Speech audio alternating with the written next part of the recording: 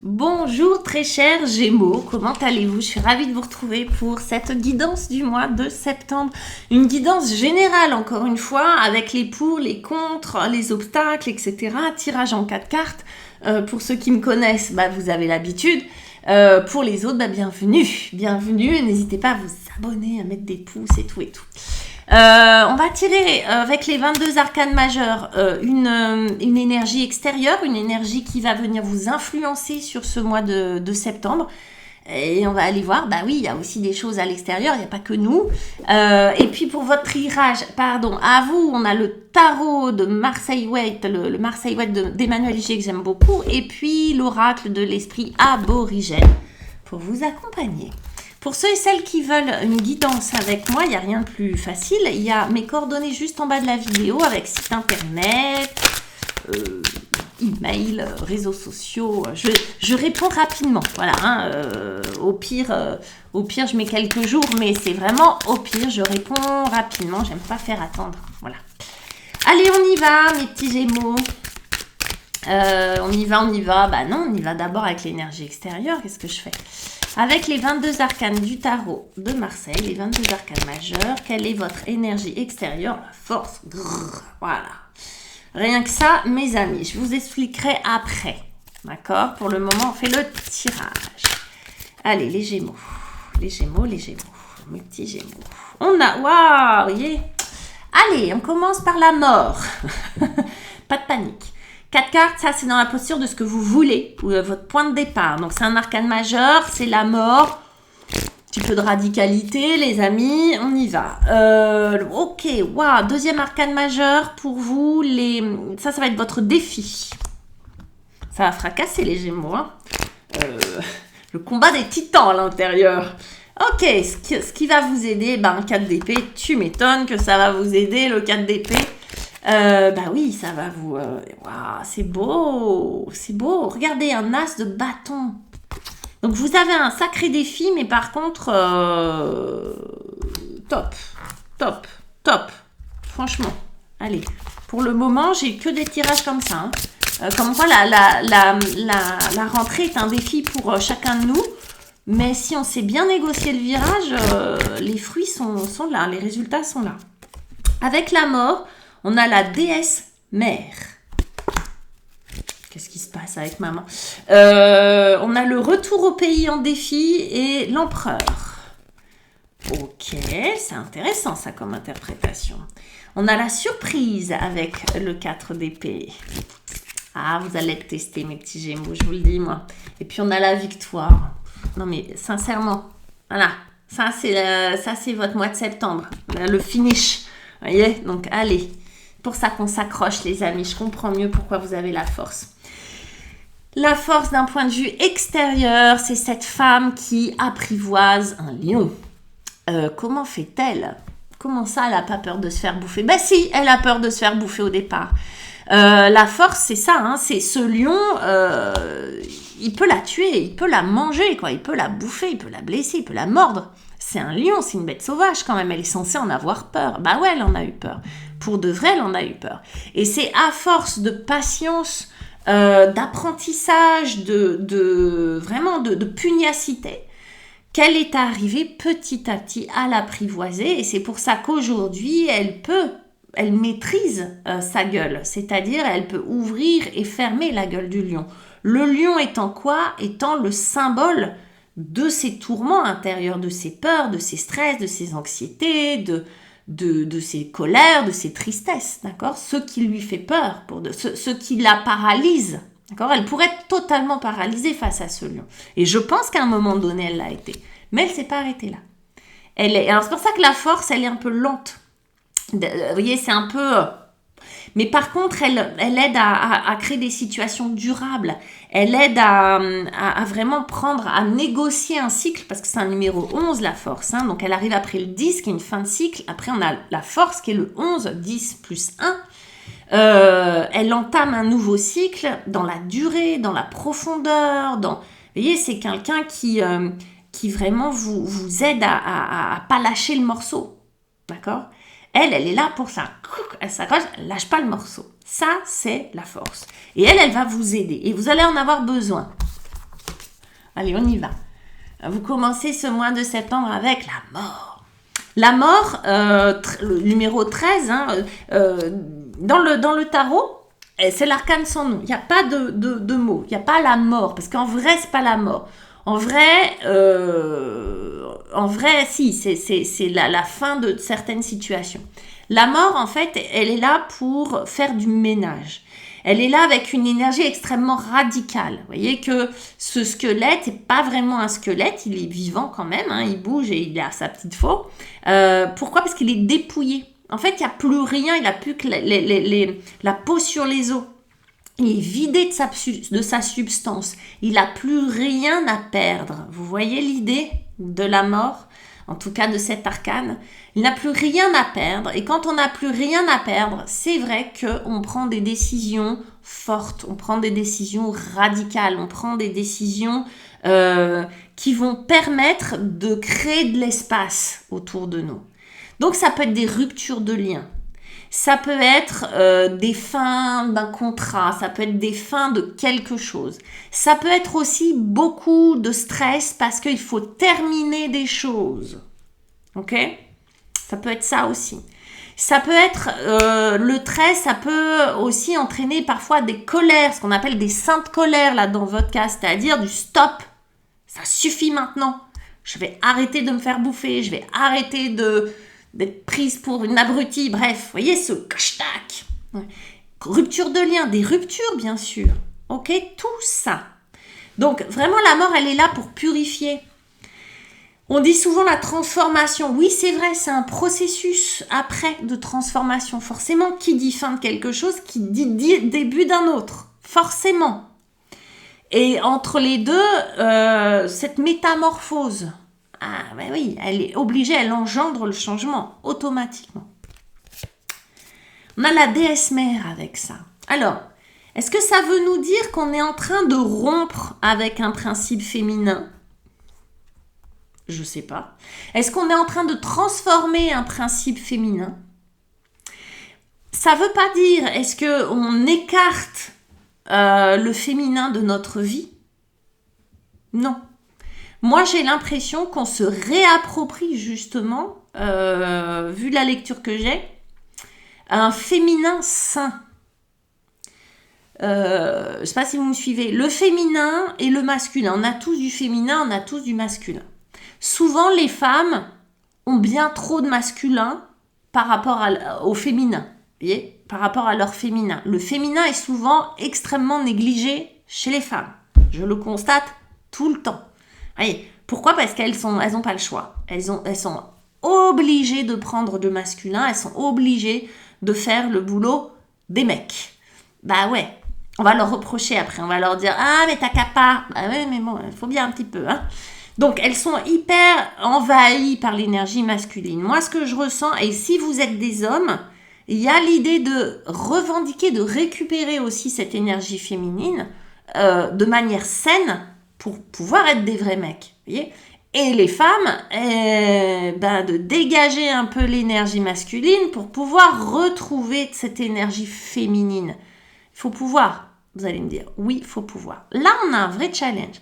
Ça peut vraiment être ça, parce qu'on voit bien que, pour moi, il y a une dualité, là, les Gémeaux sur ce, et puis vous êtes Gémeaux, mais sur ce féminin et ce masculin. Je le vois comme ça. Mais évidemment que ce féminin peut être incarné par quelqu'un, une relation par exemple. Vous êtes une femme et vous avez un homme qui a une énergie qui prend pas sa place en tant qu'homme, par exemple. Ou l'inverse, ou par exemple qui est trop fracassant, qui a une énergie masculine mais mal placée, c'est-à-dire plutôt que de prendre soin de vous sécuriser, de vous protéger, qui vous casse. C'est possible. Et inversement, vous adaptez pour les hommes avec les femmes. L'idée là, c'est de rompre et de faire le ménage dans tout ça. C'est de faire le ménage dans toutes ces énergies-là. Parce que souvent, l'énergie féminine est bien trop mal interprétée, le masculin aussi. Masculin, c'est pas être fracassant et je te casse la gueule. C'est être protecteur, être sécurisant, être au service du féminin pour que le féminin puisse s'épanouir, se développer, être créative et produire quelque chose. Ok ? Je remets un peu les pendules à l'heure. Et on voit bien que votre défi, vous, c'est l'empereur. Et l'empereur, c'est quoi? Une énergie masculine très forte, très fracassante, pas très agréable. Donc ça peut être un personnage qui vous tyrannise. Allez, on va le dire comme ça. Qui est trop dur avec vous. Patron, patronne, partenaire ou partenaire. Compagne ou compagnon. Voilà. Relationnel. Ça peut être ça. Quelqu'un qui a pas été sympa, quoi, avec vous, qui vous a malmené. Qui vous a malmené. Passé, présent. Ok? Passé ou présent. Et puis, cet empereur en défi, ça veut dire quoi? Ça veut dire que vous vous sentez en insécurité dans une part de vous, en tout cas dans un domaine de votre vie minimum. Bah ouais, c'est pour ça que vous avez une faux quand même, hein, les gars. C'est parce que et que vous êtes obligés d'y aller sévère, parce qu'en réalité, il y a un endroit où vous êtes plus du tout sécure, que ça soit affectif, professionnel, relationnel, bref, il y a un endroit où vous vous sentez pas en sécurité. Du coup, vous voulez beaucoup de contrôle. Qui dit besoin de sécurité dit besoin de contrôle. D'accord ? Si j'ai peur, ben, je vais avoir besoin de contrôler mon environnement, de pouvoir me contrôler, etc., contrôler l'autre. Okay ? Et là, c'est ça le problème. Cette énergie masculine qui est censée vous sécuriser, en fait, elle joue contre votre camp. Que ça soit à l'intérieur de vous ou que ça soit, évidemment, ce qui se passe à l'intérieur de nous. L'extérieur est une fractale de ce qui se passe à l'intérieur de nous. Donc, il peut y avoir une réciprocité entre l'extérieur et l'intérieur. Je me sens pas sécure, je veux tout contrôler. Du coup, ben comme par hasard, j'ai Jean-Paul qui me veut tout contrôler. Qui a toujours le dernier mot, qui me dit ce qu'il faut que je fasse, qui me dit quand est-ce qu'il faut qu'on se voit. Voilà. Vous voyez, qui appuie sur un bouton. On, off. Ça, c'est raide. Et puis, on a le retour au pays. Ça, c'est votre défi. Donc, à la fois, on a un défi de le contrôle, oui, mais là, il n'est pas au bon endroit. Ok, que ça soit intérieur ou extérieur. Et ce retour au pays, si c'est pas un retour aux sources, mes petits amis, c'est quoi? Donc, est-ce que, de manière très littérale, les Gémeaux, va falloir faire un petit pèlerinage? Possible. Retourner au pays, pourquoi pas? Y retrouver des ressources, des racines, de la force, c'est-à-dire une énergie importante pour vous. Retour au pays, retour aux sources, c'est aussi retour aux sources, c'est-à-dire à sa source. Retour à sa source, retour à notre part divine, à notre part essentielle, à notre essence même, à notre âme, vous l'appelez comme vous voulez. Mais ça, c'est revenir, remonter, faire demi-tour. Rentrer au pays, c'est faire un demi-tour, là. Hein. Un demi-tour vers soi. Ramener les choses à soi, c'est-à-dire arrêter de s'occuper des préoccupations des autres, de ce qu'ils veulent pas, etc. Mais vous, de vos besoins à vous. De quoi vous avez besoin. Depuis combien de temps vous n'avez pas pris du temps pour un peu de spiritualité, pour vous arrêter sur vous, être bienveillante avec vous. Remettre cette énergie féminine à votre service plutôt qu'au service des autres. Vous voyez ce que je veux dire? Là-dessus, il peut y avoir des Gémeaux qui ont été un peu malmenés par leur mère. Vous voyez ce que je veux dire? Qui ont un référent maternel maltraitant au pire, au mieux angoissé, stressé, inquiet, culpabilisant. Ok? Et ça, c'est pas facile.